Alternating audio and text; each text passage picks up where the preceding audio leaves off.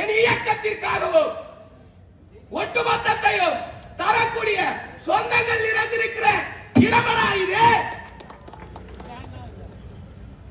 இந்திய வரலாற்றிலும் சரி, தமிழக அரசியல் வரலாற்றிலும் சரி, இதுவரை ஒரு மிகப்பெரிய சத்தத்தை இந்த கூட்டம், இந்த தமிழக மக்கள் இதனால் வரை பார்த்ததில்லை. ஆனால் 2 ஆண்டுகளாக பார்த்து கொண்டிருக்கிறார்கள். கலைஞர் அவர்கள் மேடையின் அருகே வந்து உடன்பிறப்புகளே என்று சொல்லுகிற போது வராத சத்தம், பொன்மனச்செம்மல் எம்ஜிஆர் அவர்கள் மேடை அருகே வந்து ரத்தத்தின் ரத்தங்களே என்று சொல்லும் போது வராத சத்தம், அம்மையார் ஜெயலலிதா மேடை அருகே வந்து மக்களால் நான், மக்களுக்காகவே நான் என்று சொல்லுகிற போது வராத சத்தம், என் தலைவன் மேடையின் அருகே வந்தாள், என் தலைவன் மேடையின் அருகே வந்தால், இந்த ஒலிபெருக்கியின் முன்னாடி நின்றால் என் நெஞ்சில் கொடியிருக்கும் என்று சொல்லுகிற சத்தம் இருக்கிறது. அந்த சத்தம் வானலாவி பறந்து உலகளாவி சென்று எதிரிகளின் செவியை கிழித்தெறியக்கூடிய சத்தம் அடாது. மிகப்பெரிய மாவீரன் ஒருவன் படை நடத்தி வருகிறான். படை பெரும் பாலைவனத்தில் சிக்கிக் கொள்கிறது. குடிக்க தண்ணீர் தீர்ந்து போகிறது. தாகம் தாகம். படை வீரர்கள் துடியாய் துடிக்கிறார்கள். செய்வதறியாமல் திகைக்கிறார்கள். தன்னை சுமந்து வந்த ஒட்டகத்திற்கு தண்ணீரை சேமித்து வைக்கும் பழக்கம் உண்டு என்ற அறிந்த வீரர்கள் ஒட்டகத்தின் வயிற்றை கிழிக்கிறார்கள். அதிலிருந்து வெளிப்படுகிற ரத்தத்தையும் தண்ணீரையும் ஒரு சேர பருகுகிறார்கள்.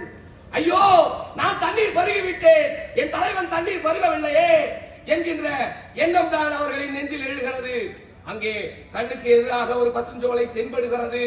அந்த பசுஞ்சோலையை படை வீரர்கள் ஓடி சென்று ஒரு குவரையிலே தண்ணீரை கொண்டு வருகிறார்கள். அந்த வீரமிக்க கரங்களிலே அந்த தண்ணீர் குவளை தரப்படுகிறது. 4 புறமும் சுற்றி பார்க்கிறார் தலைவன்.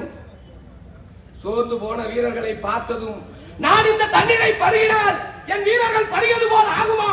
ஆகலால் அந்த இரு வீரமிக்க கரங்களையும் உயர்த்தி கீழே போட்டு உடைக்கிறார். நான் பருகினால் என் வீரர்கள் பருகியது போல் ஆகாது என்று தலைவன் எண்ணியதினால் கீழே போட்டு உடைத்தார். இதை ஏன் சொன்னேன் என்றால், தலைவனுக்கு ஏற்படுகிற, தொண்டர்களுக்கு ஏற்படுகிற வலியையும் வேதனையும் எந்த தலைவன் ஏற்கிறானோ, எந்த தலைவன் அதை நிதர்சனமாக்குகிறானோ அவனே தலைவன். அந்த இலக்கணத்திற்கு சொந்தக்காரர் எங்கள் தளபதி ஆவார். திருச்சியில் கூட்டம் நடத்தினோம், திருவாரூரில் நடத்தினோம், நாகப்பட்டினத்தில் நடத்தினோம், ஏன் கரூரில் கூட நடத்தி முடித்து விட்டோம். நன்றாக நடந்து முடிந்தது என்று காரிலே பயணிக்கின்ற நேரத்திலே அந்த கொடும் செய்தி, அந்த இதயத்தை ரணமாக்கக்கூடிய அந்த செய்தி என் தலைவனின் செவிகளுக்கு சென்று சேர்கிறது. 41 உயிர்களை நாங்கள் இழந்து விட்டோம், எங்கள் குடும்ப உறவுகளை நாங்கள் இழந்து விட்டோம் என்கின்ற செய்தி என் தலைவனின் செவிகளுக்கு சென்று சேர்கிறது. எவ்வளவு அதிர்ச்சிகர செய்தியானாலும் சரி, அதை கண்ணீரால் கோட்டை கட்டி அடுத்த கனவே முடிவெடுக்கிறவன் தான் தலைவன். ஆம், என் தலைவன் முடிவெடுத்தார். ஆழ்கடல் மிக மௌனம் என்பார்கள், இருப்பதிலே மகா மௌனத்தை சாதிப்பது ஆழ்கடல் என்பார்கள். அந்த ஆழ்கடல் மௌனத்தை விட மௌனத்தை வென்றெடுத்த தலைவராய் மாறினார். ஆம், இதயத்தை ரணமாக்கினார், மனதை கல்லாக்கினார், வேதனைக்குள்ளானார். அதை 2 நாட்கள் கழித்து வீடியோவை வெளியிட்டது உங்களுக்கு அனைவருக்கும் தெரியும், நீங்கள் நன்கு அறிவீர்கள். எங்களிடம் ஒரு ஆற்றல் உண்டு, விடுவதை விட வேகமாக எழுந்திருக்கும் திறன் எங்களிடம் அதிகம் உண்டு. அதை வெளிக்காட்டினார்.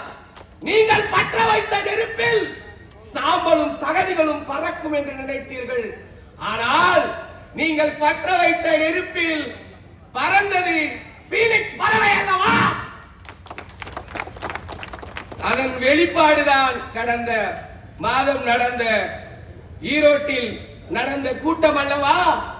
தலைவர் இதோடு வரப்போவதில்லை, அவர் வரமாட்டார், அவர் கட்சியை கலைத்து விடுவார், அவர் மீண்டும் நடிக்க சென்று விடுவார் என்றெல்லாம் சொல்லி ஏளனப்படுத்தினீர்கள்.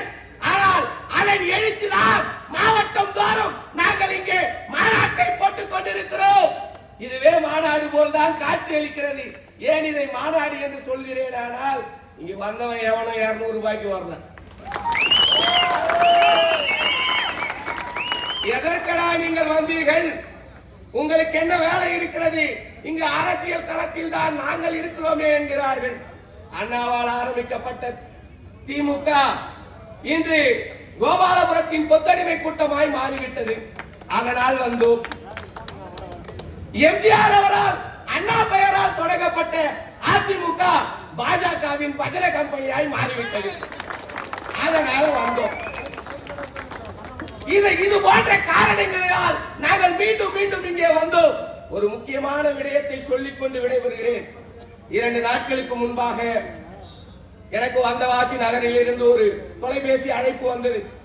நீ ஏற்கனவே இந்த போராட்டங்களில் மிக அதிகமாக பேசிவிட்டாய், நீ இந்த கொள்கை பரப்பு கூட்டத்திற்கு வரக்கூடாது, வந்தாலும் பேசக்கூடாது, பேசினால் என்ன செய்வேன் என்கின்ற ஒரு அழைப்பு வந்தது. ஆனா உங்களுக்கு ஒன்று சொல்லுகிறேன், அஞ்சுவதோ அடிபணிவதோ என் அண்ணன் ஒருவனுக்கே. நான் புறநானூற்று பால் படித்து வந்தவன். உயிர் என் வயிறுக்கு சமம். போனா என் தலைவனுக்காக போட்டு போயா, சரியா? இல்ல இருக்கிறாரா இல்லையான்னு தெரியல. என் அன்பு அண்ணன் இருந்தால் கேட்டுக்கொள்ளுங்கள், இல்லை என்றால் வீடியோ எதனா வரும். இந்த மேடையை நீங்கள் தகர்த்தெறியலாம், இந்த கூட்டத்தை நீங்கள் துரத்தலாம், போலீசாரால் துணை கொண்டும் செய்யலாம், நீங்கள் குண்டர்களின் துணை கொண்டும் செய்யலாம். ஆனால் அடுத்த 5 நிமிடத்தில் என் தலைவனின் முகம் பொருந்திய ஒரு பதாகையோ ஒரு மைக்கும் இருந்தா போதும். நானோ இதோ வந்திருக்கிற அண்ணன் ரமேஷோ இல்ல மாவட்ட தலைவரோ எங்கள் கட்சியின் பெயரையோ இல்ல எங்கள் தளபதியின் பெயரையோ சொன்னால் இங்க லட்ச கூட்டம் மீண்டும் கூட வந்திருப்பவருக்கு வழிவிட்டு நன்றி பாராட்டி விடைபெறுகிறேன். நன்றி நன்றி நன்றி.